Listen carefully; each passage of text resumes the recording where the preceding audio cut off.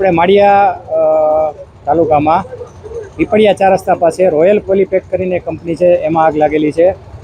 આ કંપની જે પ્લાસ્ટિકના દાણા અને જે પ્લાસ્ટિકમાંથી જે દોરી બનાવવામાં આવે છે એનો બિઝનેસ છે।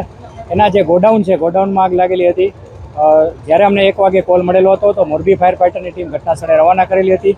સાથે સાથે અમને જાણ મળી કે આગ વધુ છે। અમે મોરબીની બીજી ગાડી, એક માળિયા અને એક હળવદ, આમ ટોટલ 4 ગાડી ઘટનાસ્થળે આવી ગયેલી હતી।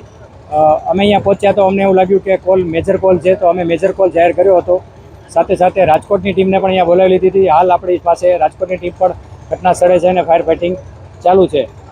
આગનું જે કારણ છે હાલે જાણવા મળેલું નથી અને હજી આ આગ બુઝાવવા માટે રહીને ઓછામાં ઓછા 7 થી 8 કલાકનો સમય લાગશે, કારણ કે પ્લાસ્ટિકમાં આગ હોવાથી આખો શેડ બળીને ખાક થઈ ગયો છે અને શેડના જે ઉપરના પતરા છે એ પણ નીચે પડી ગયા છે, એટલે આગ બુઝાવવામાં તકલીફ પડી રહેલી છે। કોઈ જાનહાનિ કે કોઈ ગુમ થયાના સમાચાર ખરા? હાલે તો કોઈ એવા સમાચાર છે નહીં, પણ જ્યારે આપણે ફાયર ફાઇટિંગ પૂર્ણ થાય ત્યારબાદ આપણે ઘટનાનો જગ્યાનો સર્વે કરશું, પછી જણાવશું।